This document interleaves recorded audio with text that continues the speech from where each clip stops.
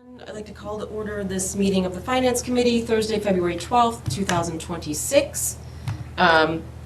First order of business is open forum. If anyone has anything for open forum. Nope. Okay. Next agenda item is a wrap-up discussion of the FY27 budget. So we'll start just kind of with the Finance Committee members. Anything you want to say about the budget? Dennis, go ahead. Thank you very much. Well, this is the part of the process where the Finance Committee has to kind of dig in and make some decisions. And I think we have a lot of information that came at us through the course of the last four meetings. And what I did is I sent out my own interpretation of what happened to everybody, so you could take a look at it as far as the bigger picture, not only just here in town, but everything else around us. I thought there were two very important comments made during the whole process that kind of explain where we are. And the first one is from our town manager, Chris Lass. She has repeatedly said that we have a structural deficit, our costs are increasing faster than revenue, and that is correct. That's been the process for a while. And to try to put this in perspective, I'm seeing this as the town is growing, and it's growing and approaching, we get to 30,000 people, we're going to be having city demands on basically a town financial structure, which is the reason why I think we're having the problems. We're only limited to the property tax with some support from local revenues and state aid. The problem is in most cities, it's the other way around. All right, property tax is about 30–40%, sometimes 50%. The rest of it is all made up by state aid. We don't get that, yet we're expected to try to produce. That's a very significant issue. Second of all is that our competitiveness for drawing commercial business, which is something we desperately would like to do, is blocked by being 10 minutes from New Hampshire with the state sales tax, and other policies are preventing and inhibiting our ability to establish businesses and industry here. So we're at a disadvantage. We really have a hard time moving into that realm, which a lot of people here want to discuss. I get it. The last thing is, well, two things is, we also have a per capita income, and I've made a point of this over the years, where I think we're about 81. When you compare it to other towns that we usually get looped with, we have a very distinct upper group and a very distinct group. It slopes down like this if you lay it out this way. So whatever decisions we make, if we're making them from the perspective of one group, we are probably going to be hurting somebody else. So that's a very difficult situation. And the second person I would point to for comments, which I thought were very appropriate, was Christine Gisome from the school union, teachers union. She made two things. She said she recognized the fact that the burden on the homeowners was increasing, and then she also challenged everybody, which I think was very important. And she said, we need funding. We're not getting it. What are you going to do? What are we going to do? I think that's the quintessential question for this whole process. So I would leave you these following bullets, and then I'm done. So the first thing is, I think we have to really demonstrate prudence in the settlement of our contracts. We have to give people a competitive wage, no question about it. We have to be very conscious about how much, because once we hit one group, we necessarily cascade upward in other groups, and I've been able to see that. Our capital spending in the future is going to have to be very scrupulous in certain areas.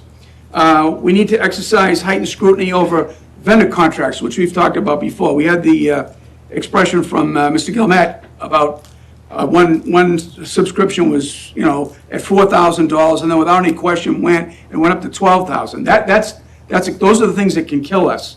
I personally think that we need to look at the long-term future of the Community Preservation Act, just to see if it's going to suit our needs. And then, as I've been advocating in the past, I think that we need to watch our general fund bonds, only spend when we need them. And the last thing is, we have to start looking at regionalizing certain services, or we're not going to be able to, we're going to be crushed under the weight of this process as it goes forward. So thank you for your time, and I just want to give that out for everybody's consideration.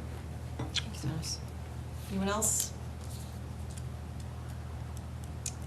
had a couple things if nobody else does.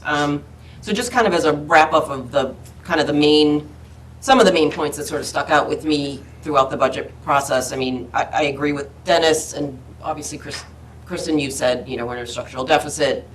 We get it. 28 is going to be not fun. So I think we should be, as we are, I think we should just need to continue to be strategic about how we're going forward, continue with the tri-board meetings, the chairs meetings, because the FY28 budget season is going to be here in like 6 or 7 months, which is kind of crazy. The fees we've talked about, and I know, Mike, you're aware of, of kind of, doing that analysis, and that's, so that's going to go forward. I just wanted to, again, highlight, I think the comment that I made about the school facility budget being pulled into the 199 budget, I know that there's probably a lot of, tweaking and teasing apart and, work that would need to be done, but I would like to see that work done, or at least added to the list of things, because I think we could get some efficiencies there. I think that's about all I have. Nick? Yeah, thank you. And I don't disagree with anything that's been said.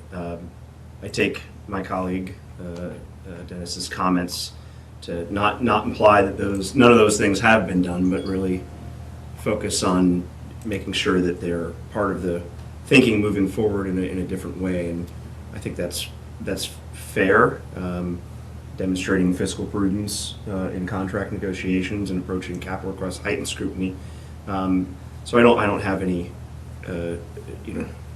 major disagreement with those. I actually very strongly agree with the notion that Dennis made about considering regionalization of services whenever possible. I think that's always good to do. I think in Massachusetts, one of our struggles with parochial New England structure of local control and 351 municipalities is that it can be difficult to do. Yeah, sure. But I think it's really important to push ourselves as a community and try and find other communities that feel the same push to do so, because it takes 2 to tango, or 3 or 4 to actually have anything be productive. So I appreciate that as well. And I'll just do another mention that I think that the notion that we have a structural deficit is really, really important for taxpayers and residents to understand, in that it's not everything's rosy and fine and just working out the way it's always has. I think Westford's starting to change, and not necessarily for the better in some of the things that are happening, particularly with the schools. I think the overcrowding in the classrooms is of serious concern. And the way you deal with the structural deficit in the long run is you have to figure out how you get more revenue. And I agree that it would be great to find ways to get more revenue from the state. I don't see that being an immediate thing that we can necessarily count on in our town. I think towns like ours have not been served as well by the school funding formula. Amen. We agree on something, Dennis. Oh, you're doing pretty good today. Right? Can we make sure the minutes reflect that, please? Yes. Thank you. Absolutely. And I think that that's a challenge that we ought to continue to work with our state elected officials on as well. And if you don't get the revenue in a structural deficit, you got to cut things, and you got to cut services. And the fact that we're seeing some of that in this year's budget as proposed, I think is unfortunate. But also, I think the town can only do so much under Proposition 2.5, and it's done what it can. And the voters spoke a couple of years ago on the rejection of an override. And I hope we don't get back to a point where we need to try that again. And services have been cut to the point where it's gotten even worse. But I'm concerned about our overall direction from the perspective of maintaining what we think we ought to provide for for the residents of Westford to make this the wonderful community that drew everyone here in the first place and wants that they want to stay here for. Anybody else? Seeing hands or anything? Okay. Let's go on to the review of the warrant articles. And we're going to start with Article 3, the appropriate for perchlorate expenses. Sure. So for this year, this is a recurring item that we have every year to fund the perchlorate from the construction of the highway garage. This year, we're asking for $115,000. We put together a budget that's in the packet, and showing that the balance is going down year after year. So we wanted to bump it up just a little bit, just to give us a little bit of cushion, because we do have those reoccurring costs that we're liable to make. So we're requesting $115,000 for this year to carry us through the next town meeting. Okay. Dan, do we usually take that from free cash? Yeah, Is that every year. normal? Yep. Okay. That struck It's me. 115, right? Anybody? Questions, anyone? Hari has his hand up. Hari, go ahead.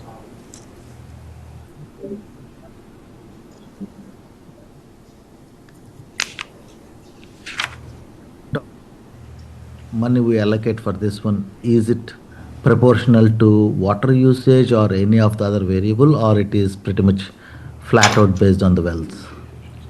So this line item is actually starting to go down. We have a consultant working for the town related to the perchlorate leach that was made at the highway garage. It has nothing to do with our water supply. Our water department does do a lot of the testing that is required associated with the DEP permit that we have. That'll take care of it, Hari? Yeah, Okay. Any other questions? If not, I'll take a motion to recommend. So moved. Second. Okay, we'll do a roll call. John? Aye. Dennis? Aye. Nate? Aye. I'm an aye. Beth? Aye. Shelby? Aye. Shinji? Aye. And Hari? aye. Okay, that passes 8-0. Next is Article 4, to appropriate for energy efficiency projects. So for here, we're requesting $30,000 to continue the work that Mike has been doing with facilities and all those energy efficiency projects. Basically, we plan on using most of this money to fund our consultant who's been helping us with the Blanchard Solar and all dealing with Amoresco. So she's been wonderful so far. We originally hired Beth with a state grant, and those funds have expired as of the end of last fiscal year. So to keep utilizing her services, we're requesting to fund this, which should have a tremendous return on the back end for us. So the 30,000 will be for Beth primarily, or are there other? No, we actually have, we've got a contract with her right now for around 10,000. I will be applying for another grant to try to help offset that.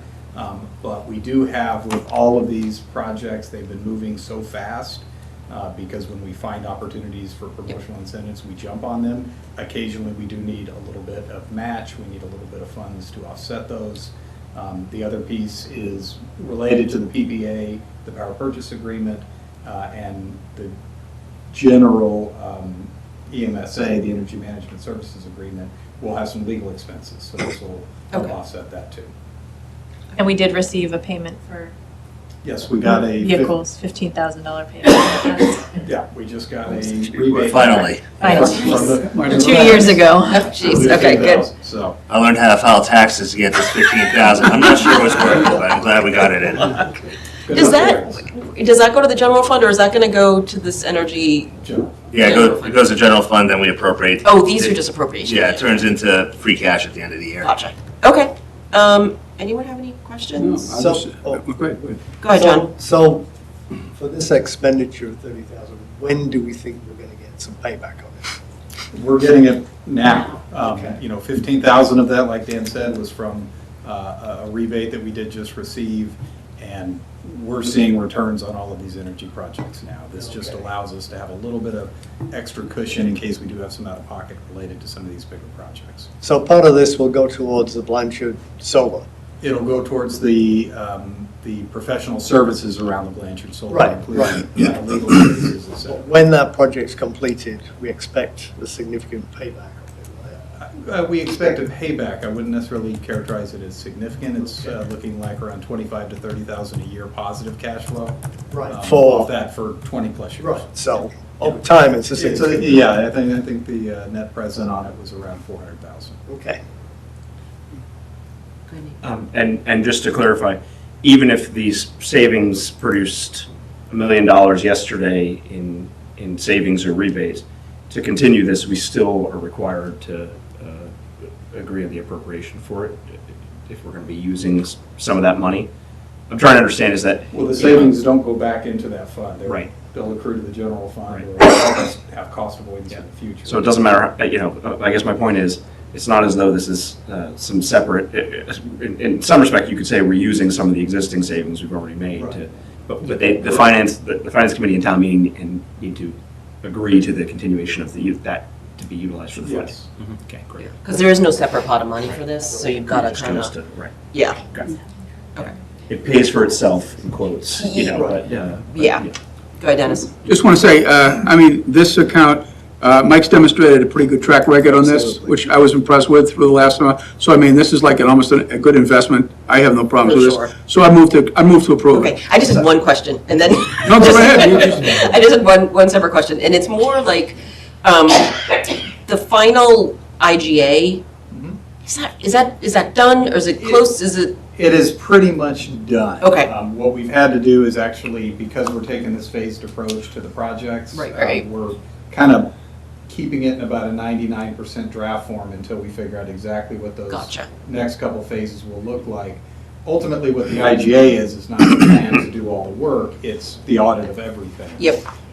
So it's, for all intents and purposes, it's completed, Mhm. but it will inform all these future phases. And we will have to actually submit the final version when we go to DOER to get the EMSA approved. Gotcha. And really, it's just a question of taking draft off and updating some numbers. Okay. It's been pretty much done for the last year or so Okay. in terms And- of its content. And at that point, will we have, I'm just looking for kind of a list at some point, Yeah. or a spreadsheet or something that says, this is everything that was identified, this is stuff we've already done, like, this is what we're gonna do, like, are we gonna get, That we pretty much, we have the list of everything that needs to be done in the IGA currently. Mhm. As far as the things that we've already done, most of those, well, not most, about a third of those projects we've already completed. Yeah.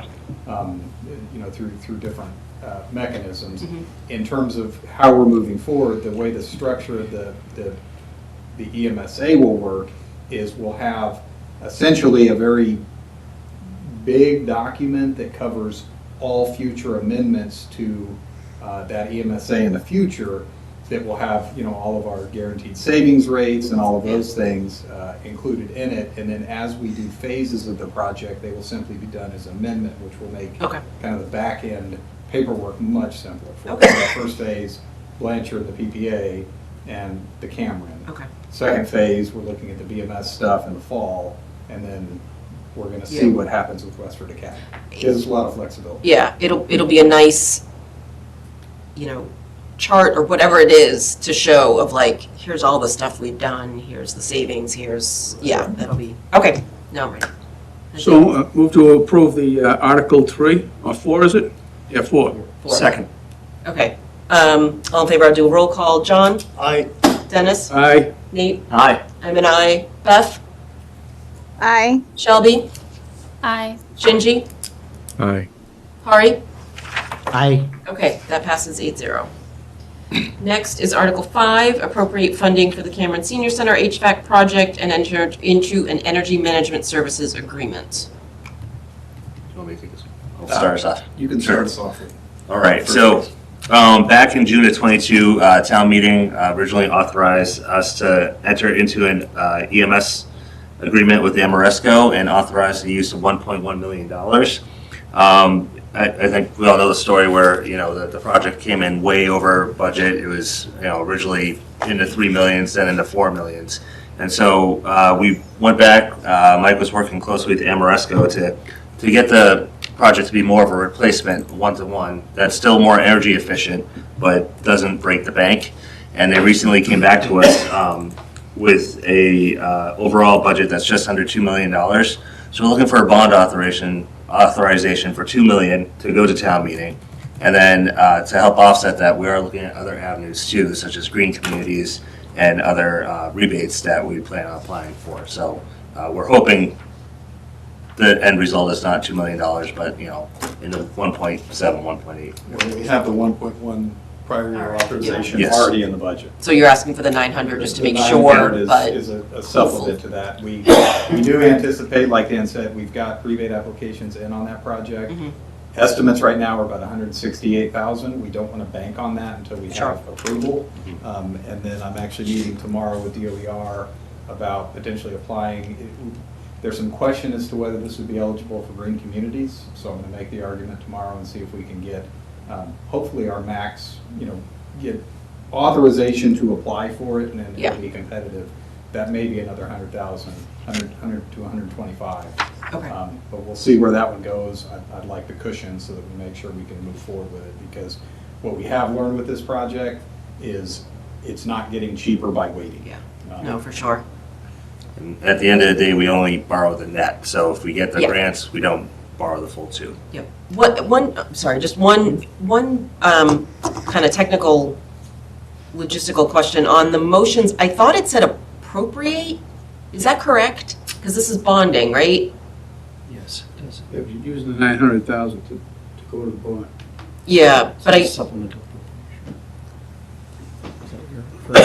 yeah, just I didn't see the word bonding in there. That was my question. Yeah, I read that, I would actually, I read this as you're asking for $900,000. At the end of the motion, it's saying to meet this appropriation, the town treasurer with the approval of select board is hereby authorized to borrow said Oh, amount. it does, okay, I No, completely it's- missed that. Yeah. All right, Thank you thanks, for thanks. pointing that out, but it was reviewed by bond counsel too, so they were. Okay, all right, I will Thank you. trust them then. Thanks, Dan. So this is included there, it's not excluded, right? Right, it's within the limit, and the impact if all 2 million is used is about 130,000 to the operating budget. Can I just ask, since I don't recall the 2022 town meeting discussion, with the 1.1 million, what was the essence of what the town people thought they were going to get for that at the time? At the time, it was and I'll ask Jeff Goodwin to jump in because he'll recall this one a little bit better than me if I miss anything. But at the time, it was an upgraded, more energy efficient and a 4-pipe hydronic system that by the time it made it to cost estimating, it doubled up to close to 2.2 million.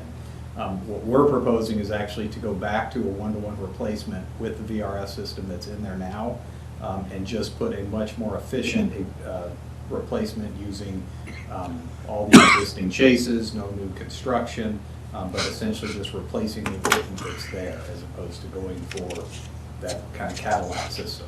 And the previous model would require us to move out of the Cameron for a period of time and lease space to remain open. So that was also included in that higher cost. So this does not include that. We would not need to move out of that space. There may be some spaces that are closed here and there, but the center would be able to remain open during the project.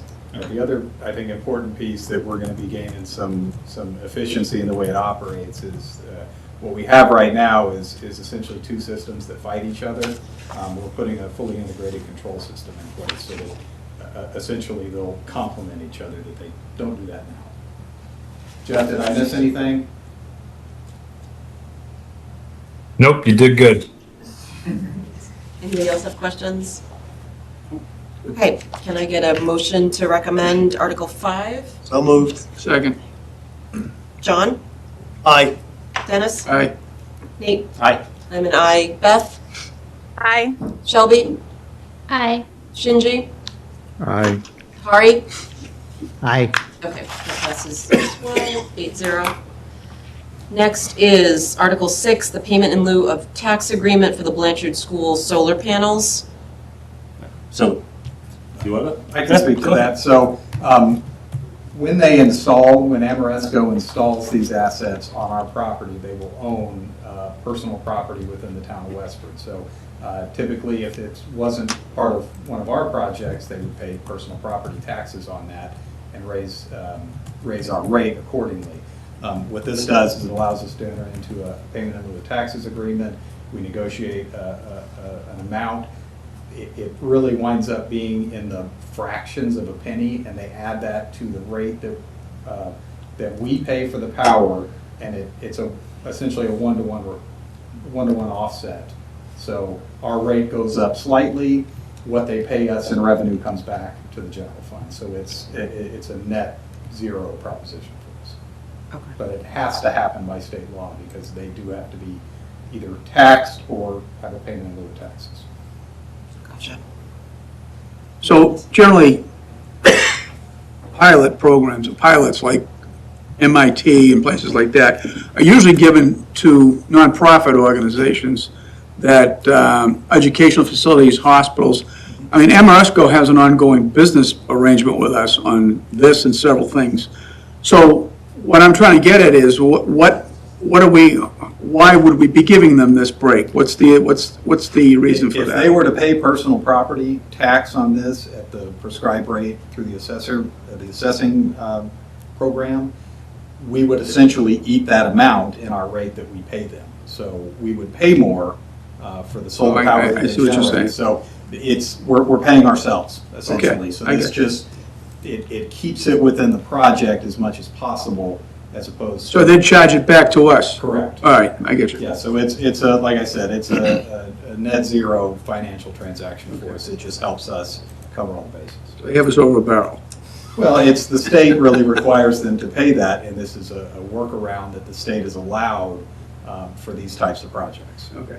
And that's because it's a municipal location. Correct. If this were them doing it on, If they were doing this for a private The Red Hat entity, they would be property. paying, and the private entity would be paying, and we would be Got it. completely out of it. This just keeps us from paying a higher rate and then getting a higher revenue on property tax. Excuse me, Got it. personal property tax. Anyone else? motion to approve Article 6? I'll second it. Okay. All in favor? John? Aye. Dennis? Aye. Nate? Aye. I'm an aye. Beth? Aye. Shelby? Aye. Shinji? Aye. Hari? Aye. Passes 8-0. Next, Article 7, to rescind authorized and unused debt. So every once in a while, we like to clean up our debt authorizations. So in this particular case, we had authorized $1,040,000 for the public safety digital radios for the dispatch center. And then late the next year, the select board did appropriate ARPA funds for this project, so we didn't have to borrow for it. So we want to rescind that debt, so we can't use it to borrow anymore. Where does the money go? It's just an authorization, it's no money, so. Any questions? Motion to approve Article 7. Second it. Motion to recommend. Recommend Article 7. Sorry. Okay, and we got a second. John? Aye. Dennis? Aye. Nate? Aye. I'm an aye. Beth? Aye. Shelby? Aye. Shinji? Aye. Hari? Aye. Okay, 8-0. Thank you. Moving on to Article 8, to adopt the prudent investor rule. We have Hannah Moeller online, our treasurer collector. Hello, everyone. Did everyone have a minute to review the items that we put in the packet? Mm-hmm. I know that we put in like a little, here's why, here's what, here's how. Yeah. But I will pull it up on my screen so at least I can explain it to you while you guys are here. And I should have had it up already, so I apologize. I did have it up. Where did it go? Okay. All right. So basically, I think a few of you had some questions regarding the prudent investor rule when we were in the meeting the other day. And so I just kind of wanted to address some of those. Basically, the reason we would do this in short form, it's just allowing us flexibility that we don't have currently, that would bring us up to be more in the 21st century, without saying that in a negative way. So basically, what we would like to do, I apologize, now I'm stuttering.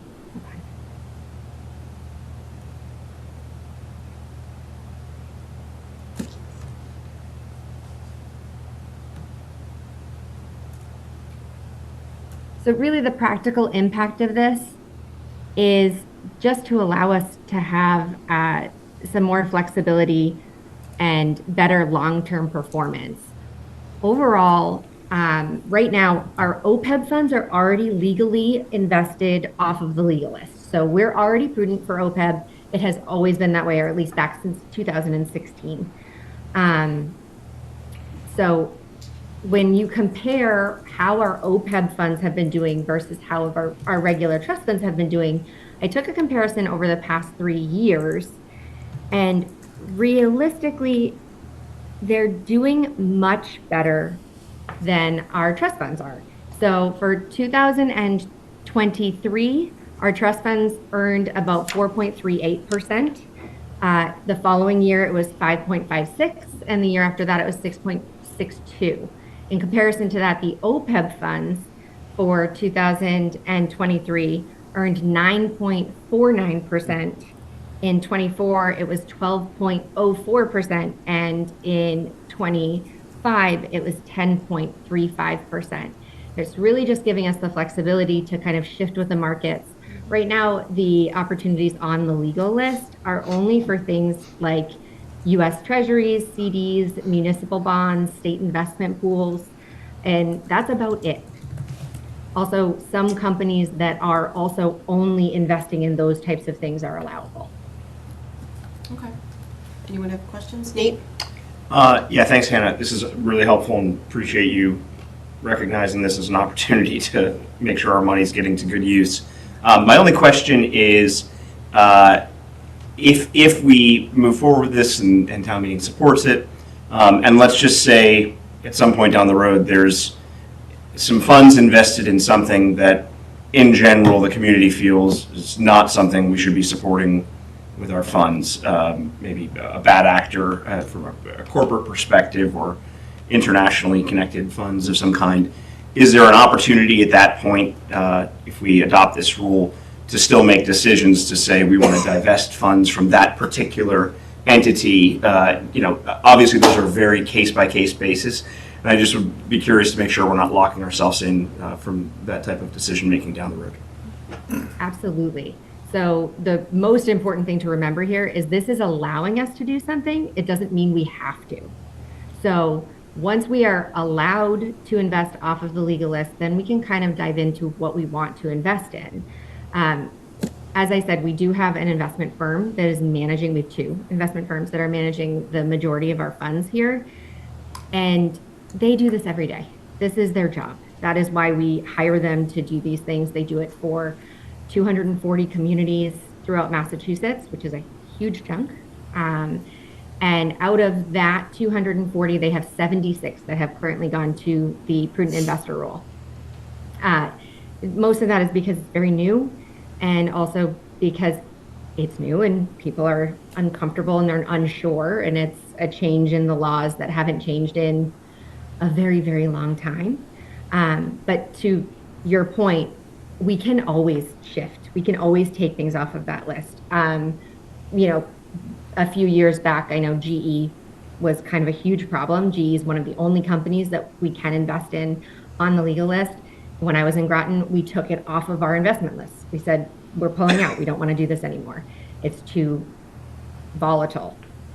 And so we can always do that. Thanks. So Hannah, what firm is going to do investing for us? Do we have a broker that we're going to use, or what? Yes, the majority of our funds get invested with Bartholomew and Company. And are they commission-based or are they fee-based? They are, it's a fee that's charged, but it's not commission. It's based on the amount of funds that we have in holding right now. So as we gain, I guess it is a little bit commission-based, don't I put it that way. As we gain funds, their fees get less percentage-wise. Is it kind of like, I mean, I know it's sort of like around a 1% kind of thing, but you kind of don't see it. It's sort of, Right, Is it like and that's that? out of our investments, yeah. I guess the last question I have is, how internally, what mechanisms are you internally going to utilize to monitor that fund and provide direction to the broker to see, if you're seeing situations that you don't like? I mean, Nate just mentioned one, but let's say the market starts to take a tank or something to that effect. How are you going to, what's the process mechanism for guarding that money and moving it, whatever? So we have an investment policy right now.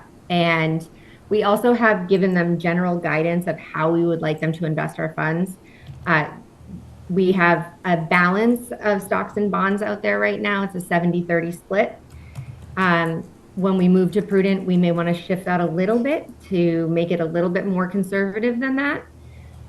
But honestly, I've always had about a 70-30 split on all of the funds that I've overseen. We do receive a monthly statement from them, so we're seeing these all of the time.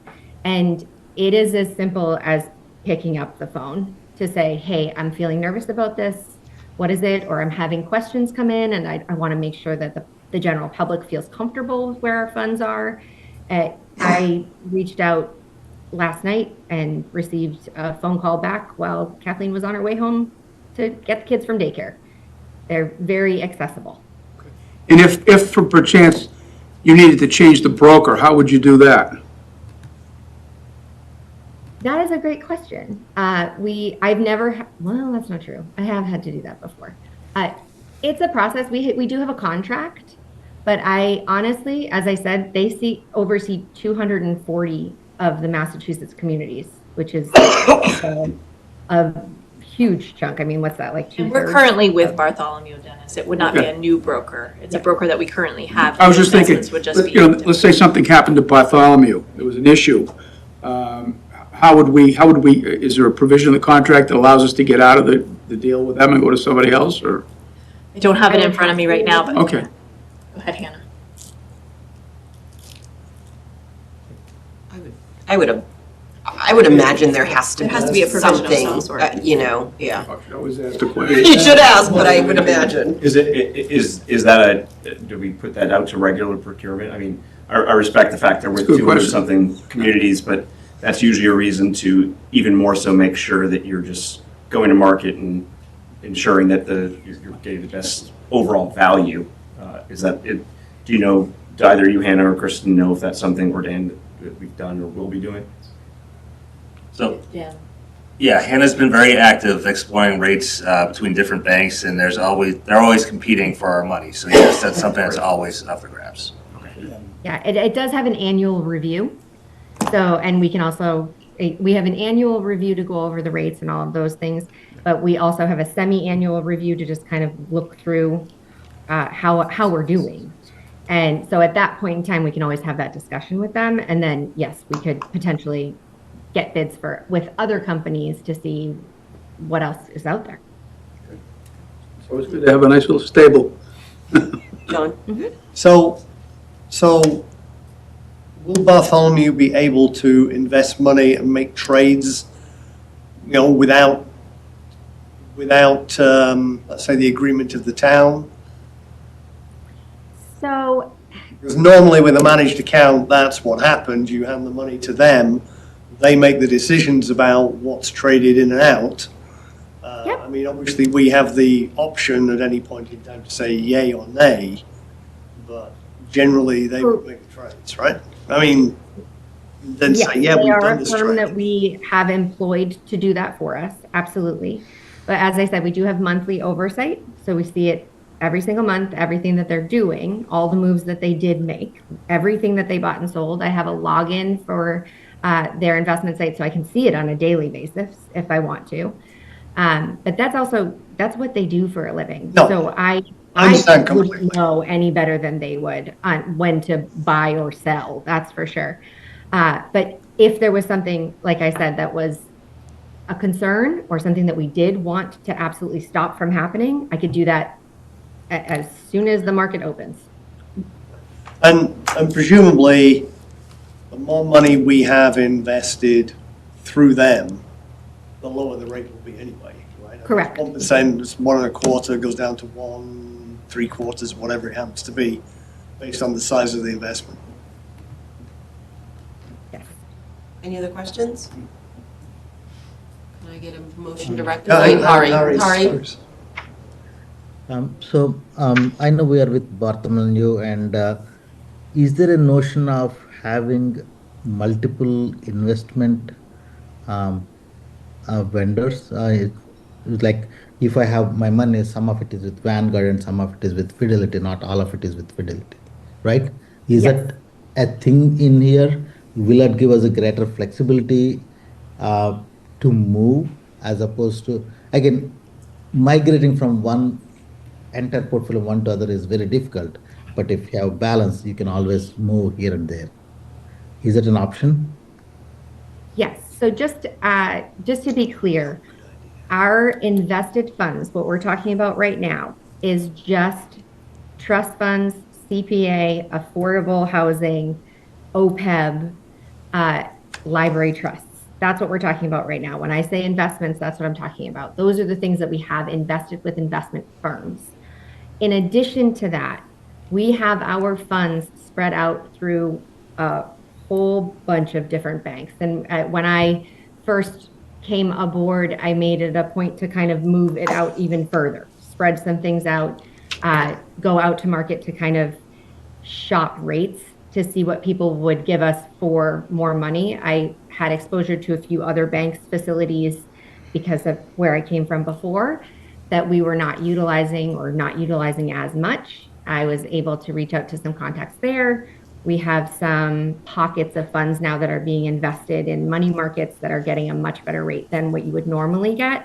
So we are already absolutely spreading our funds out. Our OPEB funds are actually with both Bartholomew and Rockland Trust, I believe it is. Dan? Yes. My brain just shut off. Yep. So we are absolutely spreading our funds out. I don't think you should have to worry about that at all. Thank you. Anything else? Thank you.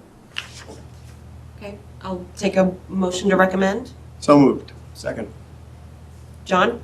Aye. Dennis? Aye. Nate? Aye. I'm an aye. Beth? Aye. Shelby? Aye. Shinji? Aye. Hari? Aye. That passes 8-0. Next, Article 9, or approve capital appropriations. We may want to bring up Yeah, I'll share my screen for motions this. because So there are quite a few. Yeah, there's a capital lot. we have 9 motions under Article 9. And I just want to ensure there was an email that went out to the Finance Committee earlier today and the Select Board that based upon conversations with the Pedestrian Safety Committee and the DPW, we have decided to take off the Patton Road Pleasant Street sidewalk for this town meeting. We're not far enough along with the design to have a quote that we are comfortable bringing to town meeting at this point in time. So that has fallen off. That was prudent. And we do have Kyle Fox and Lori Halverson, DPW Director and Assistant DP Director here. We also have Jeff online, and I think Mark Warren on the line as well if there are questions that the three of us cannot answer this evening. So Dan, I'll let you take it away and kick us off. Okay, so I did give that presentation last week, kind of giving a broad overview of the all the projects that we have here. The first motion is coming from free cash. It's $2.457 million, and we have our projects here with the town manager digitization project. We have our 5 technology projects. For public buildings, we have 51 Main Street, the building stabilization, that fire station generator, sprinkler system dry valve at Cameron, 28 North Street DPW fire pump replacement. The police are seeking some radios. For the fire department, they're looking for a replacement officer vehicle and some thermal imaging cameras. The school's looking for a plow truck, some fire alarm panels at the Miller School and Knapp School, Kubota tractor for the Beacon Street garage, and then a vehicle replacement for a front end loader for DPW. Any questions on those? Oh, just a comment. I went and I totaled the total cost for both the IT issues and the vehicles, and they're about $1 million apiece, just about under a little million.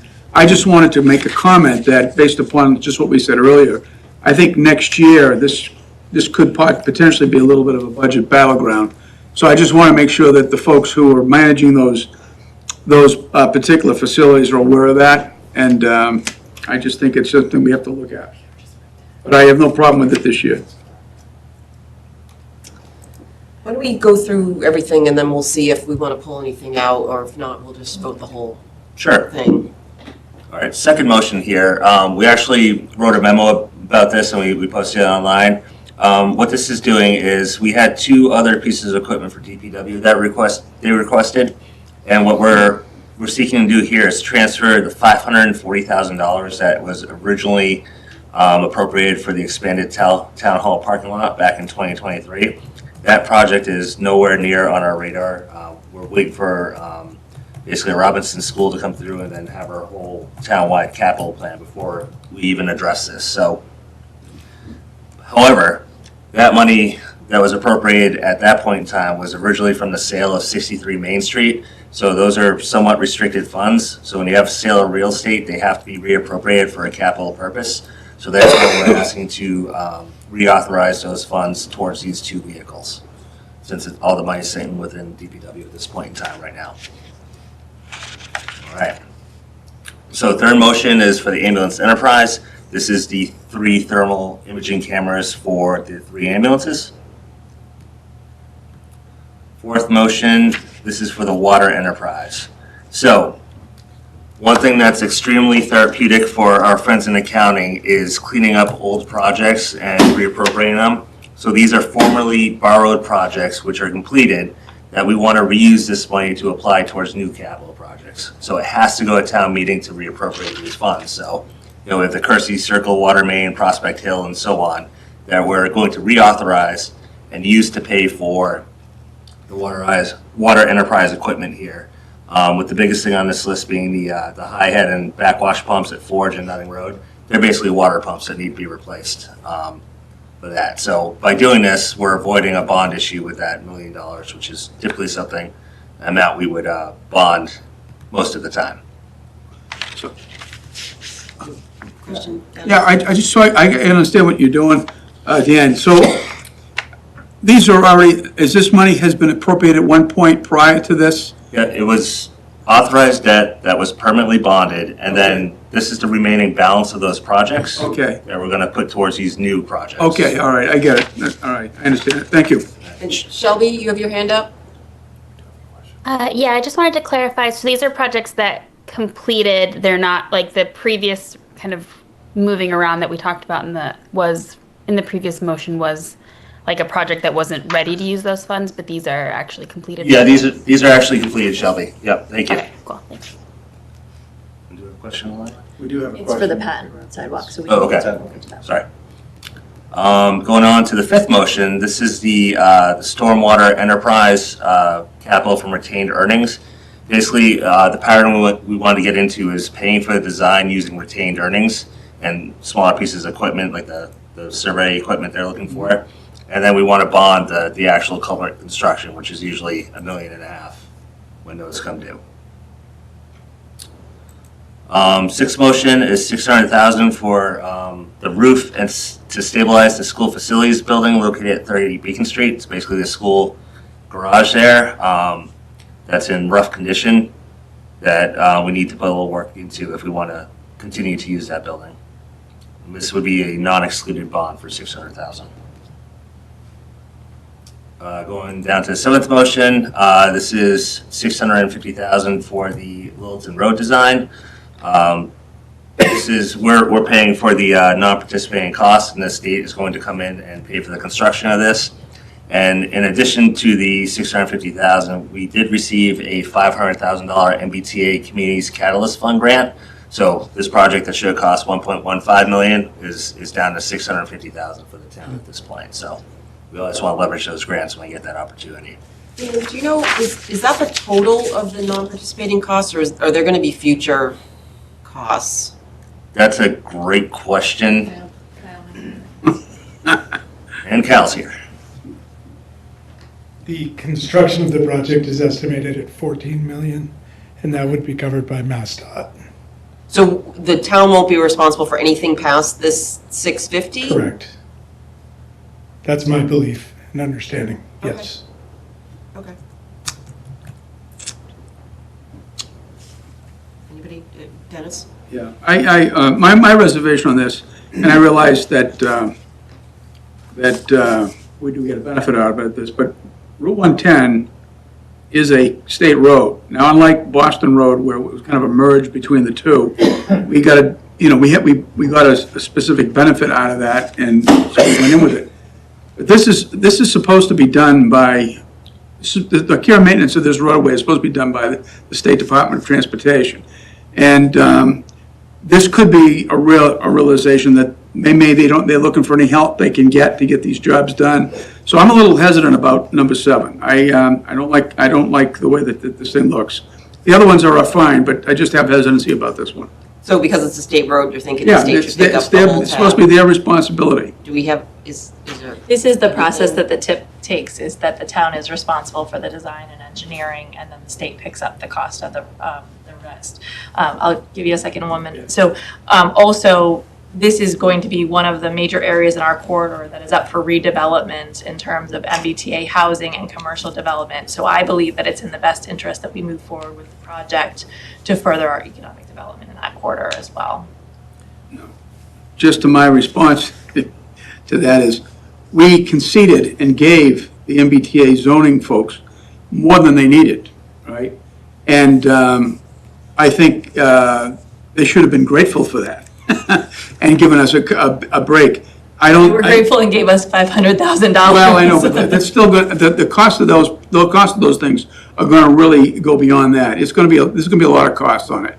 There's going to be a lot of roadway costs, a lot of road travel over here, and not to mention other issues that are going to be involved. So, I mean, I'm just expressing my hesitant view about this. Sure. Okay. Also involved in this project, National Grid will be upgrading the substation and bringing the upgraded power up to the Westford Regency, and that area will obtain new upgraded power as well for any new commercial or housing development area. So I see it as an all-encompassing project.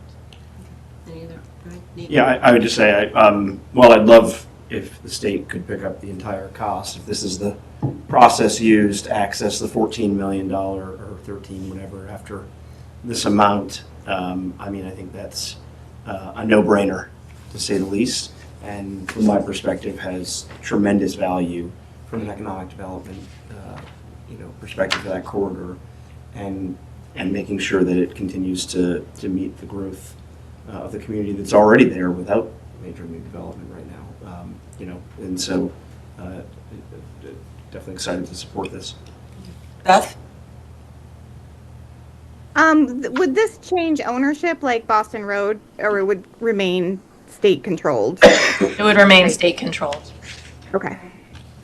Also, I'm very supportive of this as someone who does car pickup at Neshoba Tech most days of the week. It's a nightmare getting in and out of Neshoba Tech. So having a turn lane, having a crosswalk for the students. I'm shocked that we don't have accidents there more often, because it is just a mess when school is in and out. So I think it will be a much needed improvement. So does this project cover the whole length of 110 from one end of Westford to the other? No, Or it does cover- not. Kyle, can you address that?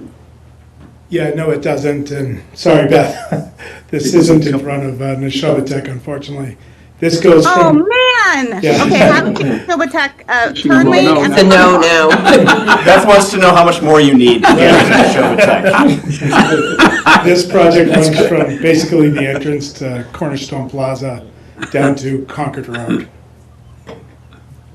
Powers Road, excuse me, Powers Road. Who will be responsible for the potholes that ultimately develop? The state, Are they responsible now? they are. Okay. Can you give me a phone number after we leave?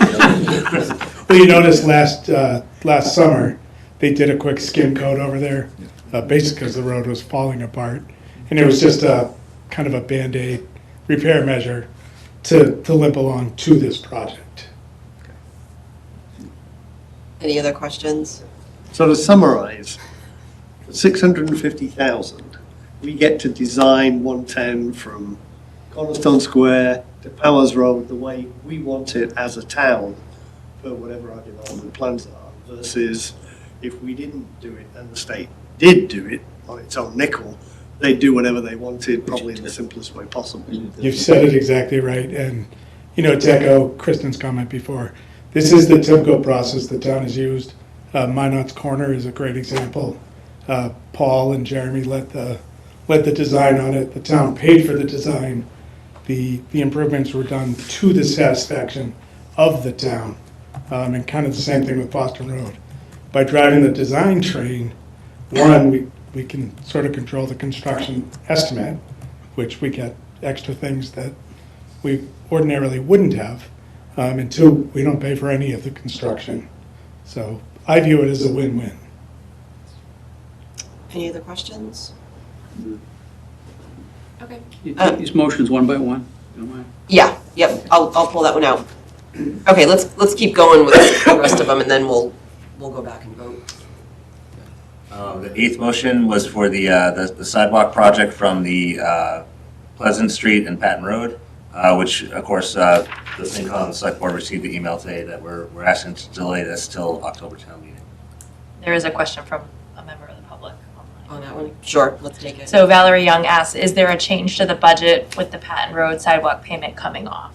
No, we scheduled these payments in FY '28. Good question. So the FY '28 budget, yes, if it's not approved for '27, there'll be no impact. The last motion, right? Just one more? One more. This is the stormwater borrowing article for the Boutwell Brook culvert located on Forge Village Road and the Boutwell Brook culvert located on Cold Spring Road. So it's actually two culvert repairs for the 1.5 million. And in one of these, the road is actually impassable. So, not these? No. That was the design. I'm That's sorry, the I'm confusing design. That was a homestead, but yes, these are in need of repair as well. So Okay. Is that it, Dan? that is it for capital. Only 9 motions. Questions? Just want to, the funding source for this, for the bond, that's coming out of stormwater account? Okay, all right. Yep. And Dan, right now, the only committees that have voted before us are capital planning, is that That's correct. correct? Yes. Okay. All right, so Dennis wants to take the seventh motion separate. Anybody want to separate out anything else, or can we vote the rest? Seeing we can vote the rest. Okay, so everything except the seventh motion. Do I need to remove the eighth motion also, or do we withdraw that? What do we do with You would that? vote to not recommend. Okay, so We'll take the I'm eighth gonna remove the eighth motion Put as that with well. number 7. No, I'm gonna Nice try, split Dennis. them. I'm gonna split, okay. See, you did. So 1 through 6, 8, and 9. 1 through 6 and 9. 1 through 6 and 9, yes. Yes. Okay, so can I get a motion to recommend motions 1 through 6 and 9? So moved. Second. Okay. John? Aye. Dennis? Aye. Aye. I'm an aye. Beth? Aye. Shelby? Aye. Shinji? Aye. Hari? Aye. Okay, so 8-0, those pass. Let's do the seventh motion. Make a motion to So, recommend. well, I'm sorry, I have another question about 7. Can I ask Okay, it? I'm yep, sorry. go ahead. It just popped into my head. So, if we don't do anything with respect to 110, is there going to be an issue? I mean, you know, it just stays as it is today. What is the impact of that? Sure. So we would be returning a grant for $500,000 to the state, which would put us in a position where the state would feel that we're not carrying out their grants. So we'd probably be at a detriment for further grants down the road. And my understanding is that if we do not fund this, they would not come in and do the project. So we'd be at a further detriment of Littleton Road. Okay. But we can confirm that for you. I No, don't. that's all right. So basically, the state, I'm just paraphrasing a bit, right? The state would be unhappy with us and may not look favourably on things we do in the future. And Littleton Road would just remain a one-lane road, even when we're adding all the approved departments, say on Powers Road and what happens at the Regency. So I But it's think already then, gone. I think then the roadway construction would be piecemeal. So as a development comes in, they may be required to work with DOT to improve a portion of the roadway or a portion of an intersection or a portion of a sidewalk. This gives us a more comprehensive construction project. They are aware of our zoning in that area and the potential build out in that area. So this would encompass that. I mean, it's entire- already quite nasty when you go past Cornerstone Square from 2 lanes to 1 lane. I mean, you see cars. We had a good conversation on that many years ago. Okay, thank you, Kristen. Sure. Dennis, do you have another question Yeah, on that? look, I mean, I'm not arguing with Chris on the prudence of what she's saying. I mean, there's going to be improvements here, but I think what I'm getting at is that we're in a situation now where the state is dictating to us, and I would like to be able to say, well, you want us to do certain things. How about we get more local aid? How about you give us a little bit more cut in the local aid? That's the big, going back to the original discussion we have, they're sucking all the air out of the room, and then they're expecting us to pick up the slack. And I just think it wouldn't be bad to send them a little message that, look, we're not happy with this. Now, they might want to get nasty, but that's the way it is. Well, I appreciate. Yeah, I have a it. small question. I'll get to you in 1 second, Harry. Well, I appreciate the comments of my colleague about sending a message. I also appreciate how state government works. So do I. As like my colleague, I am a state employee, and I also appreciate that that's a longer-term strategy that involves representation. And 200 members of the legislature and the governor to agree upon. And that's not necessarily right now where we are. And the immediate impact is a loss of an incredible ROI. And I think it would be foolish for this town not to support this and give up on over $13 million, plus the $500,000 grant that they've already provided for this. So I don't disagree with the sentiment of my colleague's point. I think they are things we should continue to pay attention to. But I think that for the immediate question at hand, this is an investment that will have a huge return. Harry?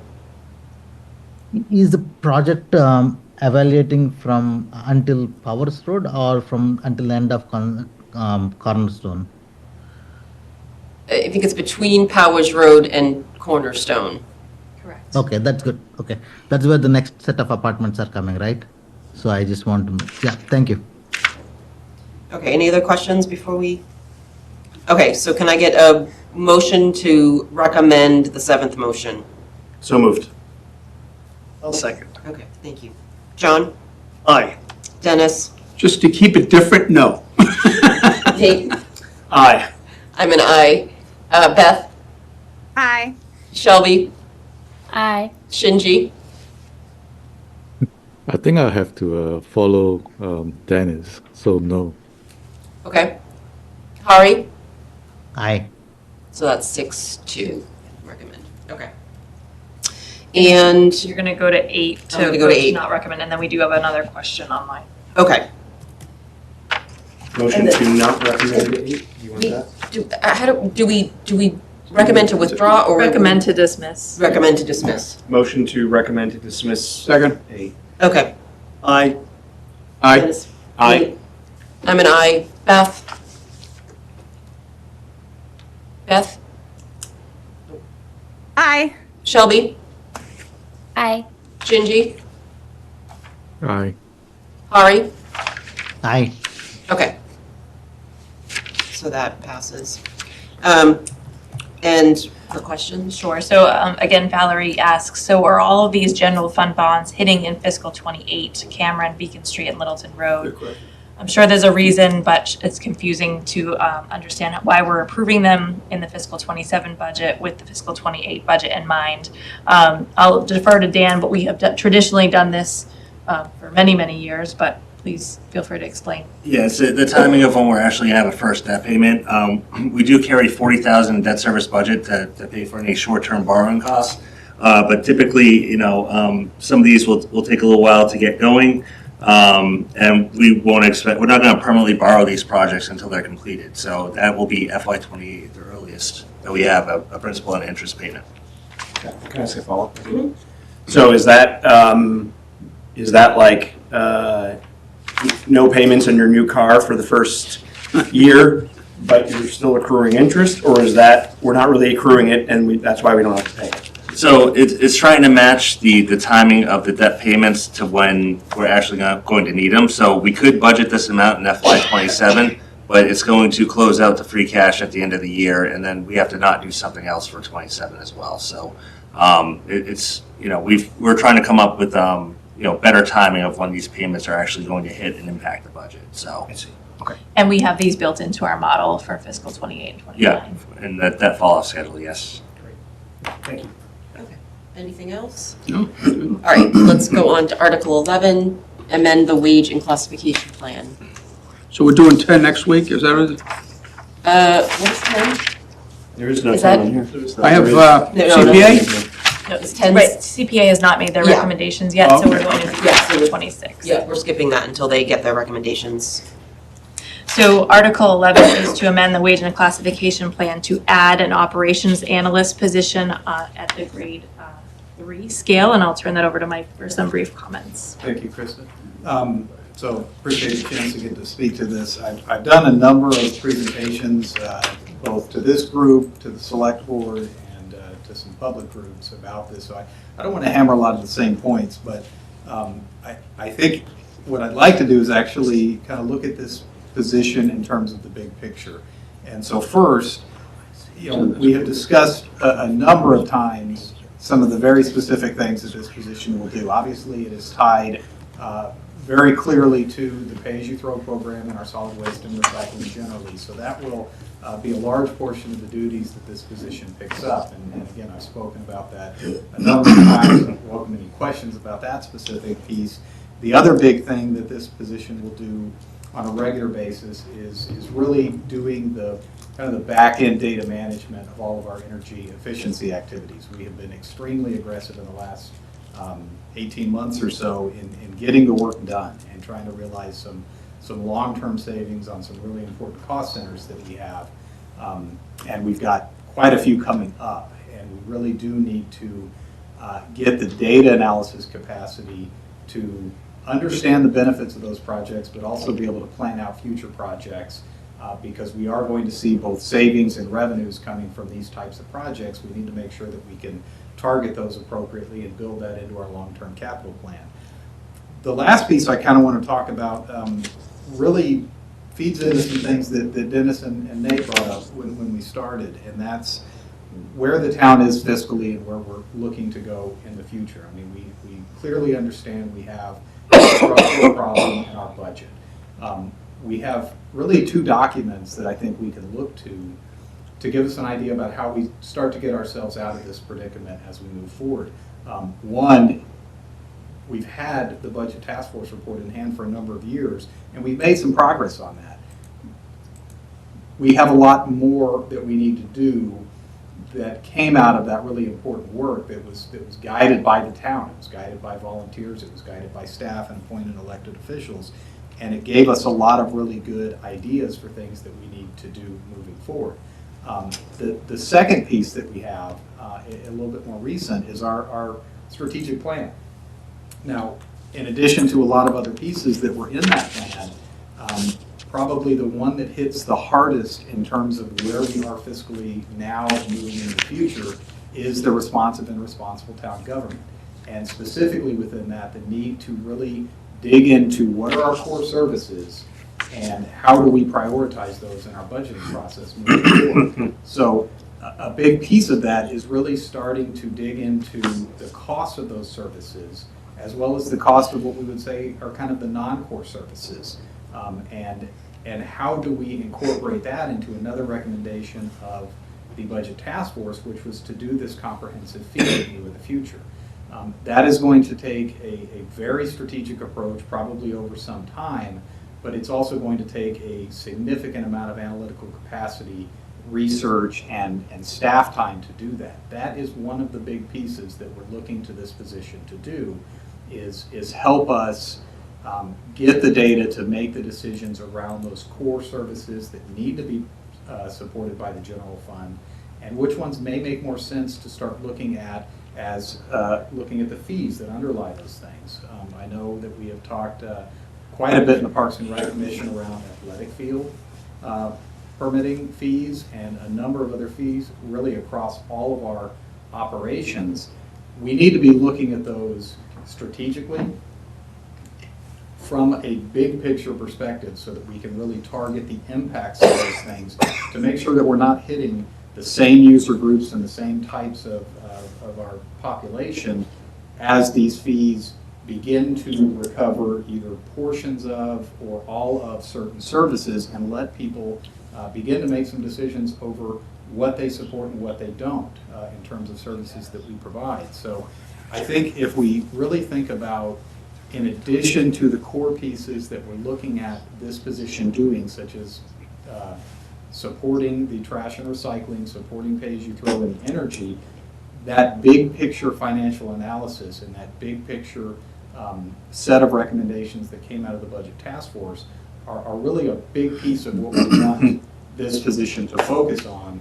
And that has come from the Select Board, it's come from the Finance Committee, it has come from the Tri-Board, and we need to begin building the capacity to make those decisions moving forward. So what we put together and what you guys have in front of you is, granted it's tiny font, but I did get it on one page so that we kind of boiled down all the information around this position.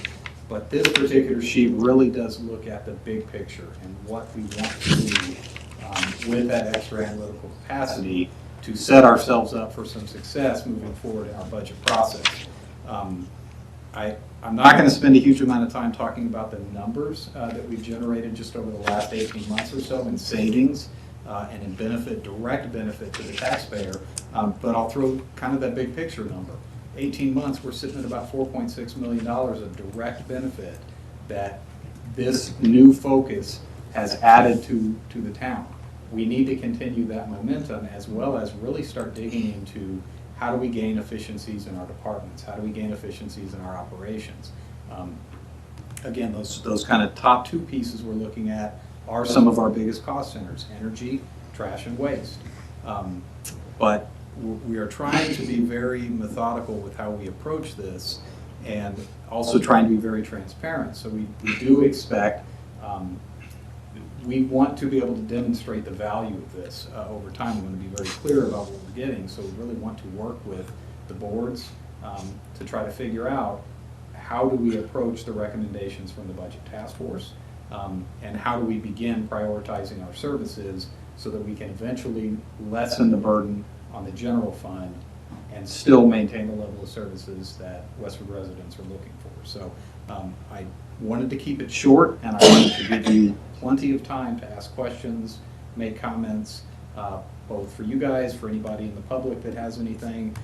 We are going to be doing a number of additional conversations around this. We're looking at another session on pay-as-you-throw that I'm sure will focus also on this position.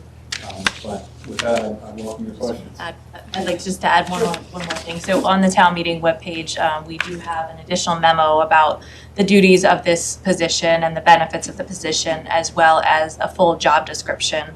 We met with the Personnel Advisory Committee about a month ago, and they reviewed the job description. They helped grade that for us, and they have voted to recommend this article at town meeting. So I wanted you to have that information as you consider this moving forward. And was that what we were looking at on the screen? No, so this is something that we just put together this week on the screen. The job description and the other memo are in the town meeting folder on the website. Okay. Yeah, And I believe that you've received that in the past, but if you haven't, we can make sure you get it. Yes, Okay. I think actually you helped to review it. Well, it looked familiar. Yeah, so some of these points are coming directly from that. Okay. All of these points are coming from things that we've had out there, I think, and we'll post this to the site as soon as we have an opportunity this week. Okay. But essentially, this boils it all down, but I did want to really frame this document and this conversation around where we see this position fitting with the bigger picture. Because I do think that's an important thing for everybody to understand. And one thing I did add to this, just in an effort to have all the costs out there, I know we have had some questions. We are budgeting this position at $80,000 on salary. And we have an average benefit cost that would be around $22,000. That could go, depending upon the type of health insurance that's selected by the individual, go up another 15 or so. So we just want to make sure we're very transparent on the cost, and everybody does understand what that. Or zero. Or zero. But I will say, the expectation and the standard we're going to put on what this position accomplishes is that it will pay that money back and then some. And I know, I think you've said this before, but just to clarify, there are going to be regular updates Absolutely. on this with dollars and cents of this is what's being done. Accomplished, yes. Yeah. I expect to provide regular updates, and I expect to have this position be fully accountable to me especially, because I do have high expectations for what we can get out of this. And by regular, I'm thinking minimum quarterly or at like a select board meeting or something? I do or- quarterly. I think quarterly makes sense. Makes sense. Sometimes these projects take time and things take time. So if we need to stretch that, we would have the reasoning why it would be more than quarterly. Okay. Comments, questions? Nate? Yeah, I think, first of all, I think you've identified a title that's a lot more captures of what the position is. I think that's great. That looks like it came from the Personnel Advisory Committee helped us with that, yes. And I also think that, we're in the unfortunate situation, back to our earlier discussion about shortfalls in revenue, that we have to look at pay as you throw in the first place. And but if we're going to do that, we ought to make sure that we're also doing it correctly. And all the other things that you've laid out here, where additional capacity could lead to additional savings. And with the understanding that this position ought to be able to easily pay for itself in the long run back to the town. And honestly, Mike, I think you've proven in numerous examples in your time here that there's money to be had out there if you know how to go get it and think efficiently, and you're only one person. So expanding that to me is really important. And with the understanding that it is something that proves a great ROI in the long run, I'm certainly very supportive of it. Yeah, sure, Dennis. The only question is, this particular article, it authorizes the position. That is It correct. doesn't fund it, is that correct? Correct. The position is funded within Article 13 under the operating budget. Okay. Anybody else have questions, comments? Why, just out of curiosity, is there a separate authorization for the position needed than just putting a new line in the budget? So our personnel bylaw requires that town meeting authorize any new positions on our pay and classification schedule. Okay. We missed a great debate at the last meeting over that. Oh, no, I do remember that. Yeah. Okay, thank you, Dennis. It's great. Beth has. Beth, go ahead.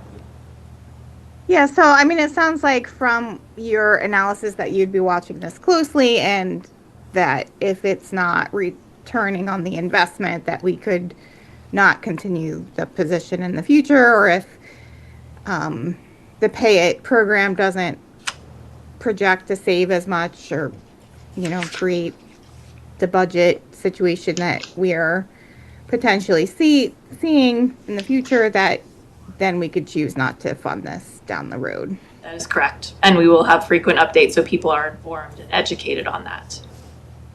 Nobody will be faster to point out if we don't get our money out of this position than me.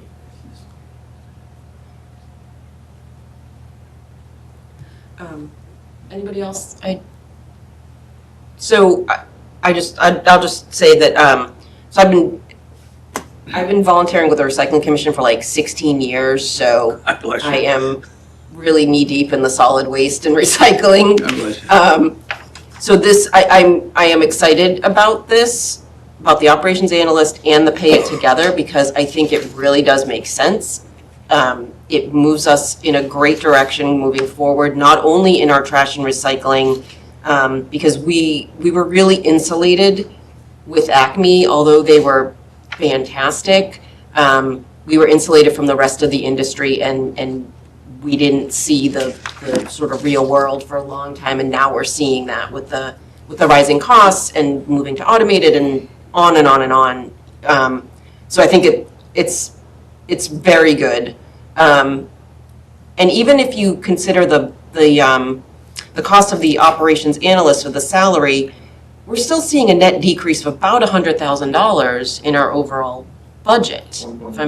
Okay. So that's $100,000 can be spent on something else, not trash, which seems like a win-win to me. I can clearly see areas where having a position focused on operations will be crucial and will result in cost savings, grants, cost avoidances, all sorts of things like that. Mike, you've given a lot of good examples of things that have done in the past, but there's certainly more coming in the future. High-level leadership is going to need to be spending some time on the facilities capital plan and a lot of the other challenges that we've all said, and I would rather you guys be spending your time with that than kind of tracking down smaller things, even though it's making money, that's going to be more important. And I know people have said, well, this should be going on anyway, and the departments should be doing this, and unfortunately, that's just not always that simple. So I'm supportive of this. I would like to speak to one point there because I do think it's important both for the public and also for our departments. I do think there's a lot of great ideas at the department level, and there's a lot of staff that do the jobs that are expert in that job that have really good ideas on how to make something more efficient or to save money. One of the things that we hope this position can do is basically provide them kind of the financial piece. Somebody that works in the Parks Department may have really good ideas, but needs support to figure out how to quantify those Excellent. things. Yep. That's what we're looking to do with this position. Yep, and when I was on the budget task force and I was talking to department heads, I definitely saw that, but it's hard to translate that sometimes. So I think this position will help do that. Great. Anybody else? Sure, Diane, come on up.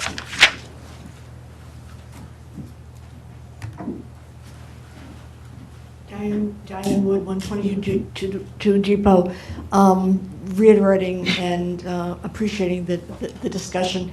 So was it Wednesday? The Cameron had their pay-as-you-throw program. Tuesday. And since then, it's only Thursday. However, having said that, 3 or 4 people that had attended the Cameron Pay-as-you-throw forum had walked up to me and said, boy, they had no idea of the level of detail and the cost savings and the potential. So I really think once people understand and see the numbers and have that background information, the support will be there. It's just that right now, people don't understand enough, is my humble opinion. But it seemed to be very well received. As I said, a number of people came up to me afterwards, said, wow, I didn't know, that level of detail. So it was positive. Granted, it was a small group of people, 50 or 60, but still, the ambiance in the room was, this is a good thing, the budget will make it happen, and let's move forward. So. Great. And Diane, just to follow up on that, I think, one, I appreciate the feedback and glad to hear people got something from that talk. If anybody still has questions, I'll sit down with anybody. And we are definitely going to have another public forum. We're working on something hybrid, so hopefully have a opportunity for anybody to ask questions about both this and pay-as-you-throw. But again, if you have questions, please send them to our office. We are absolutely happy to answer any of this because we do see a strong potential in having this capacity. Great. Any other questions or comments? Okay. I'll entertain a motion to recommend Article 11, amend the wage and classification plan. So moved. Second. Great. Thank you. John? Aye. Dennis? Aye. Nate? Aye. I'm an aye. Beth? Aye. Shelby? Aye. Hari? Aye. Shinji? Aye. Okay, 8-0. All right, on to Article 12. Okay, so these are the revolving funds that we have each year. This article is simply setting the expenditure limit for the year. We did have two changes from the previous year, which we used a bold strike through to represent those. For the Lisa Town Buildings Revolving Fund, we're asking to increase the expenditure limit up to $200,000 for next year. As we have a couple capital requests, we want to replace the fire escape at both the Frost and then Old Nab buildings, which Jeff Goodwin did bring to capital. And so we just want to make sure we have enough authorization to complete those projects, and if anything else comes up, that we can address it during the year. Dan, so when I was adding up all of the Frost and Old Nab projects from the capital list, it was $434,000. Am I adding the right projects? So the lighting project, we removed from there. Okay. So that Gotcha. is not going to happen next year, All right, so. that makes sense then, because I was worried about the 200,000 being enough. Yes. Okay, all right. And then the only other changes with the senior center programs, they are bringing in some more revenue, but the programs are getting more expensive, so we want to make sure they can continue providing those programs to the seniors. Okay. Any questions? This is kind of a standard one that we do sort of every year. Could I get a motion to recommend Article 12 to revolving funds? So move. Second. Thank you. John? Aye. Dennis? Aye. Nate? Aye. I'm an aye. Shelby? Aye. Sorry, Beth. Beth, you moved. Oh, aye. Shinji? Aye. And Hari? Aye. Okay, so that's 8-0. That passes. All right, Article 13. Approve fiscal year 2027 operating budget. Do we have any other questions on this? Anything else? Anything you guys need to say ahead of time, or have we said it all? Or I think we've summarized it well. The only other thing I just want to make clear for the public and for the committee is that the Community Preservation Committee has not made their recommendation, so there is a line item under the motion for that. But you can still vote on the fiscal 27 budget recommendation, and then you will be voting at your next meeting on the CPA funding. Okay. Dan, anything else? Yeah, there were just Two changes that we Yeah, made. I'm just gonna put this on the screen real quick so we can show you the couple of changes that did occur. We did get the Neshoba Tech assessment after our last budget reviews. So just to show you what that is, that change is, it's increasing by $42,693, as we do have 3 additional students attending this year. And then one of the questions actually sparked us to review the technology budget for the data communication service, and we are running basically level. So we want to take $5,600 from that budget line and apply it towards the Neshoba Tech. And then the difference we just want to put towards licenses and permits, a revenue stream, which is running well above schedule right now. So we shouldn't run into any trouble by doing that. So just minor changes in the scope of the entire budget. And then we obviously still need to wait for the final state budget and then kind of rebalance things or get special town meeting. Yeah, special town meeting will be able to balance it if needed. It could be that we have enough wiggle room to make that work without adjustments.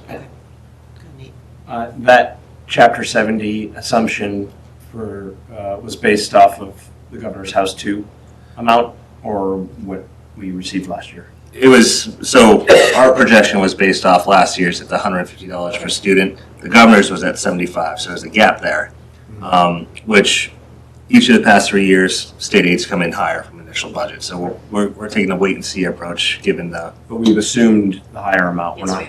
Yes. That wouldn't be sugar on top at that point. No, the higher amounts in the budget, and that's what we're using for balancing the budget.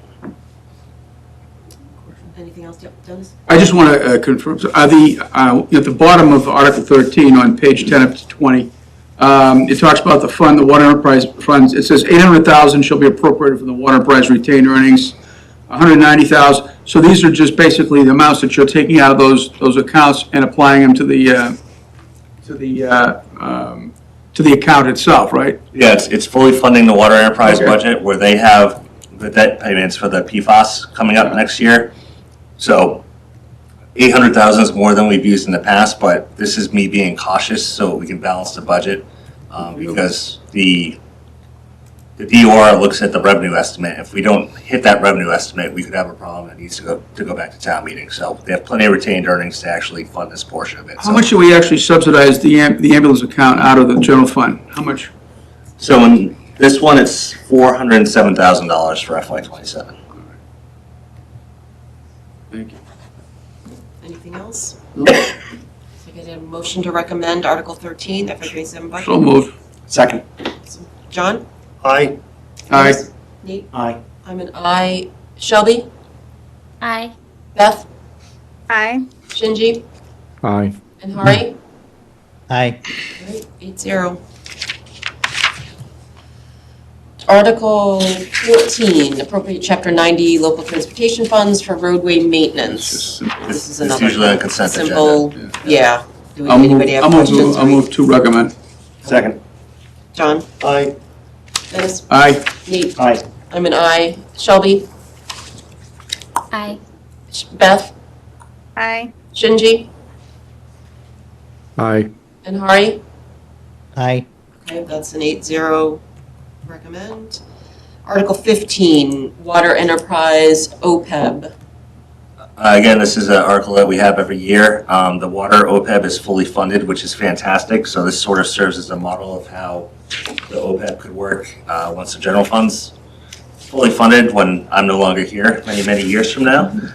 Basically, the water enterprise is allocating $30,000 from their budget into the OPEB trust to pay for their normal costs, which are accrued for the year, and the $44,806 being allocated from the OPEB trust is for the amount that's needed to pay for the health insurance and life insurance for our water enterprise retirees. This is generally pretty standard, but any questions? I'll move to recommend. Second. Okay, John? Aye. Dennis? Aye. Nate? Aye. I'm an aye. Shelby? Aye. Beth? Aye. Shinji? Aye. Hari? Aye. Okay, 8-0, that passes. And Article 20, which is to authorize digital-only legal notices. So over the course of the past year or two, we have noticed that several municipalities have petitioned to the general court to allow for legal notices to be posted digitally on town websites versus paying for these legal notices to be in the traditional newspaper.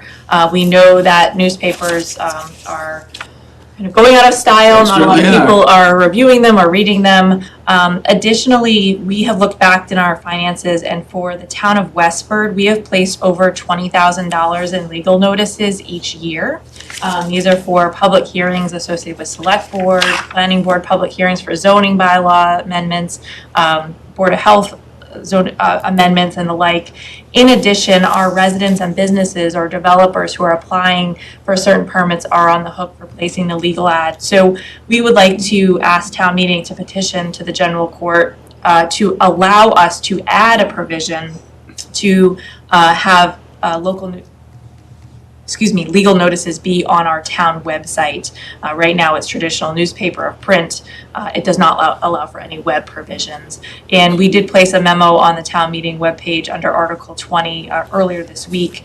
Arlington, Lexington, and Lincoln have already been approved by the general court, so that is a proven thing there. And then Wellesley, Newton, Plymouth, and North Brookfield currently have pending petitions before the general court. So, Kristen, you said that would apply to residents or developers as well? Yes, it would. Cool, go ahead, Nate. As a resident who last year incurred a fee for a placement in a newspaper for a tree removal that was $300 to get the ad placed, and very difficult to do, by the way, with the regional paper of record. I think this is great.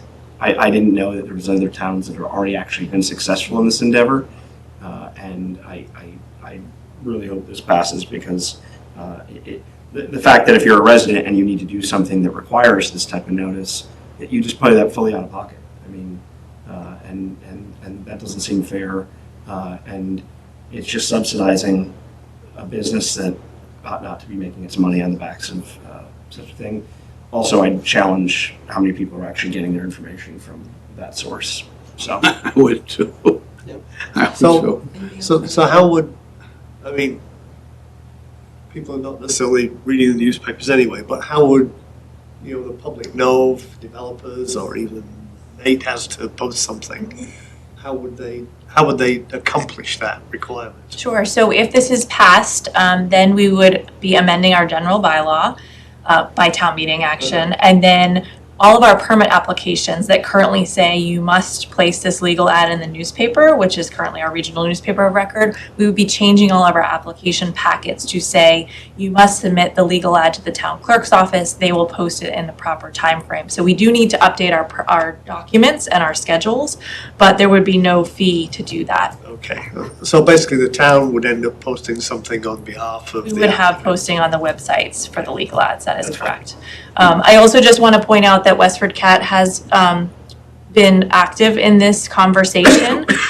We would not be prohibiting putting legal ads on their website or in their newspaper print that they're trying to do, but we would have the option of whether to put it on the website or put it in WCAT. And I think that's really based upon the visibility. If we have a really large project in town that we want to get a widespread notice out, I think that we would make that appropriate decision at that point in time to potentially spend a little bit of money on legal ad on a print publication as well as do the digital notice that is free.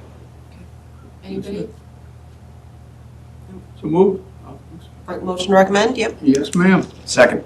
All right, John? Aye. Dennis? Aye. Nate? Aye. And an aye. Shelby? Aye. Beth? Aye. Shinji? Aye. Ari? Aye. All right, that passes 8-0. Cool. All right, I think that takes care of. Oh, no, Madam Chair. Yay, wow, I did not expect that to go that quickly. Okay. 8 minutes before schedule. First time all year. Okay, Presentation. huh, what? I could do a presentation. We're good, we're good. Okay. We got it. All right, old business. You voted 8-0, just Yeah. stay tight. Anything for old business? I think he needs the books. You need the books. Any update on when you want the books in for the different? Yeah, we'll get to that next. But nothing for old business, nothing No, I to think follow we're up good on. now. I think we're good. Okay, so now Finance Committee report narratives, the books. Yeah, so Dan sent out a couple of emails this afternoon That's right. with a link to the One's document. a link and one's a hard copy of the document. So if you have trouble with the link, you can just complete your section with the Word documents, and I'll merge the changes afterwards. That's fine. So basically, we're looking to have the first drafts in by February 27th, which is 2 weeks from tomorrow. So if you have any issues with the deadline, just let me know, and we can help facilitate that. The book needs to be completed and published 15 days prior to town meeting, so it's March 13th, but we don't want to be right against that deadline either. We want plenty of time to review and go through all that information too. So one thing we are waiting on is the CPA recommendation, so like a lot of the tables and stuff we can't fill in until we have that final number because we'll just have to redo them all. But I still think we have plenty of time to get this done, so we're starting a little bit early this year, which is great. So.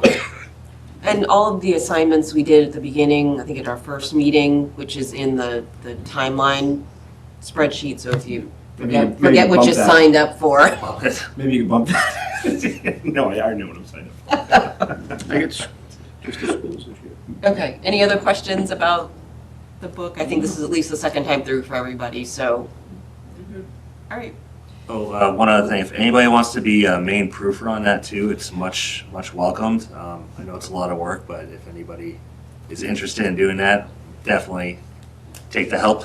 John, I heard you did a great job last year. Tremendous job. I'm happy to do it again. I have the time, so. Thank you. Thank you, John. Thank you, John. That's great. Here, here, John. Awesome. We're also going to double your salary as a FinCom. Oh, that's great! And we're going to put that as a Appreciate special it. warrant.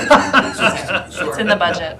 I thought it would be 8-0 to nominate Let me see. Oh, I missed that one. Okay.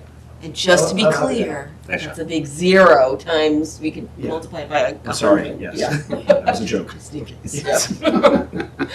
Okay, so we good in the book? All right. Next, approval of minutes from our February 5th, 2026 meeting. Everybody have a chance to look at those? I think so. I get a motion to approve. So moved. Second. John? I, Dennis? Aye. Nate? I'm an aye. Shelby? Aye. Beth? Aye. Shinji? Aye. Hari? Aye. Okay, that's an 8-0 as well. Anything for boards and committees? I don't know, Nate, anything with Health Insurance Trust that you want to share? Yes, Health Insurance Trust met immediately preceding today's Finance Committee meeting virtually, and we reviewed the overall trust fund balance, which is healthy. I think Dan would be a good way to describe it. 5.2 million, yes. 5.2 million, thank you for the number. And then we also did a quick review of some claims data, and then the bulk of the meeting was spent on the renewal discussion of the stop-loss insurance. So just a reminder, we renew health insurance for November 1 for the town for the plan, but then there's a stop-loss separate insurance, or reinsurance, if you will, for high-cost claimants, and that is on a March 1 timeline. We reviewed several options to just do a straight renewal, keeping the conditions as they were, was a 13.4% increase overall. There was other options proposed, and including other carriers proposed. The other carriers had conditions that made it one other carrier made it absolutely not desirable. But our main provider is Blue Cross Blue Shield, and looking at other options there was options to increase our stop loss, which is currently at $150,000. So all costs up to $150,000 are covered by the trust, and then anything over that would be covered by this reinsurance, the stop loss insurance that we purchase. If we raise that to $175,000, that would have reduced the amount down to about 6% overall of an increase. However, that would also, and that, by the way, that 6% includes the assumption of the people who would then be responsibility of the cost that would be the responsibility of the trust. And if we had increased it to $200,000, we actually would have had, from our analyst projection, a net decrease overall of, I think just under 1% was the amount. So, sorry, Kristen, I don't have the numbers in front of me, but I think from my memory I got that's generally correct. I'll let the Finance Committee know you're welcome to go back and watch the meeting if you so desire, but I expressed a desire to try and move towards the reduction because I thought that raising it $50,000 would result in a net decrease and would still allow room, even if the number of high-cost claimants doubled above the projection, we still have saved a little bit of money. It would be, if it got slightly more than doubled, that it would have been a bad bet. And I thought that was worth considering, given our entire fiscal climate. The discussion brought up the fact, though, that if you go up in your stop-loss premium amount, you can't go back down. And that our consultant confirmed that bidders would not, if we go from 150 to 175 or 200 and then someday say we want to rebate and go down, that's suspect and would not likely get a quote or an extremely high quote. And in addition to that, so that we'd kind of be inching up the stop loss amount. In addition to that, Kristen, who chairs our trust, made a great point that we are in the middle of a consultant review at this time of the health insurance in general, which I've spoken about to the Finance Committee before. And so it was her concern that not changing it at this point, which I think is a very fair point. So in the end, we voted to unanimously, and I supported this as well, of moving forward with the just straight renewal at 13.43%. I would point out another important point here is that we budgeted in the budget here an increase of up to 14%. So this isn't something that isn't already part of our calculus, so to speak. It could have produced savings, but it did increase risk if we had all of a sudden gotten a lot more high-cost claimants. So that's where we ended up. So not much in terms of impact on the budget from today's discussion. I would just point out this stop-loss insurance has just continued to just skyrocket overall, as most health insurance things have in general, as we know. But this is part of the overall drivers on the cost of health insurance is this insurance premium. Dan, can you please remind us what the percentage of total health care expenditures that $3 million or so is? It's 3 million out of about 18 million, so about 1/6 of the total cost. Yeah. Question.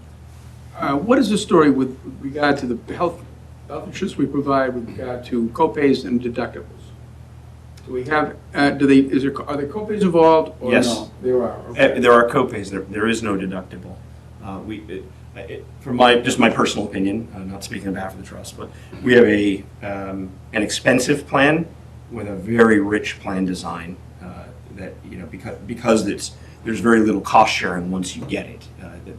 It's just a copayment, and your choices between the plans are more about your network, with the exception of the ACA plan. They're more about the network that you're having access to, et cetera, over time. But the plan itself is very generous, but there is no deductible as of right now, correct? That's correct, and the town contributes 65%, which is less than neighboring towns, and so as a result, we only have 56% of the eligible employees on the plan. So we do see less cost because of that. So what do they go self-insure themselves? Is that what they do? I'm on Andover's plan, so I let them pay Oh. for us because I care about Westford. So So, do we have any idea what stop-loss levels other towns are at? Well, So many other towns are not self-insured like Westford is. Many belong to either the GIC or Maya or West Suburban Health Group or Hampshire Group. So when we ask that question, we can see what those stop losses are, but they have a much larger pool and a much different trajectory. So it's not good practice to look at those groups. So what was the final disposition on the evaluation of GIC? Yay and nay? that's underway. We should have And that. I wouldn't call it an evaluation of GIC. I'd call it a comprehensive Assessment. assessment of our plan and alternative offerings, including, it says in the RFP, including the GIC and other potentials. But the consultant is doing that now. Chris, I don't know if you want to give an update. Yeah, so the staff should be getting an update later in February. We'll be having some public forums with the Health Insurance Trust, the Insurance Advisory Committee, the FinCom, Select Okay. Board, others who are interested, and then they plan to wrap up their study by late March, early April. So we'll have that information going into the November renewal period, the budget period for fiscal '28. And they will be mapping out, if we do choose to switch to a different provider, what those timeframes and those votes and moves need to be. So we'll have a Okay. very clear. This is still an open question, but it's still, yeah. Yep. Yeah, and I mean, I think like anything else in health insurance, alternatives are fluid. The GIC is going through its own internal debate right now. In fact, just today, there was a discussion about holding off on some plan changes that were proposed because of concerns about pushback to members, et cetera. But that, I mean, in the end of the day, I think I feel confident that the consultant chosen is highly qualified to do a really thorough independent analysis and provide that back to the town to make decisions based on what they're hoping to achieve. So, Kristen, feel free to disagree on any of my or No, I correct think any of you my summarized overstatements. everything. So thank If you. we change health plans, does it have any impact on union negotiations? Yes. If we make changes in certain parameters, so there's a state law of what we can and cannot change. So I don't want to speak to that tonight because it's extremely complicated, but there are implications for union negotiations. So that's something we have to just factor in, basically. Sounds like a bargaining point. One way or the other. And anything else? You good? No, that's in health insurance. Okay. So I think we're done. We just have our future meetings. We've got one in 2 weeks on February 26th, and if nobody is opposed, I'd like to make that 100% remote. Is that good? Okay, We great. did all our work, really. Yeah, because CPC is, I think, going to be the only thing, and then. You're not going to Hawaii, No, I wish. No, okay. This was the year you should have went. Seriously, I went too early. March 12th, I don't know that we're gonna need that meeting. Just if anything changes. Yeah, if something changes. And then just keep March 28th open for town meeting. No, always a pleasure. All right. Thank you for everyone's hard work. I know that it was a lot, and appreciate the support and the questions, and members of the public question as well. I want to make sure that people know that we are taking your input and incorporating that in. So thank you very much. Thank you. Great. Yep. Point of personal privilege, just, Madam Chair, you do tremendous work on behalf of our committee. Yes, you do. There are 9 of us, but you, in coordinating us, doing the extra work as chair, just deserve to be commended for that. And I just want to say thank you for helping keeping us on track. And Danny as well, too. And Dan, yes, absolutely, and Dan as well. All right. Motion to adjourn? So moved. Oh, go ahead. Either way. 1 second, so moved. I'll do the second. All right, go ahead. Okay. Aye. Aye. Nate, aye. Shelby, Aye. Beth, Bye. Shinji, Aye. Hari. Aye. All right, we are out. Good.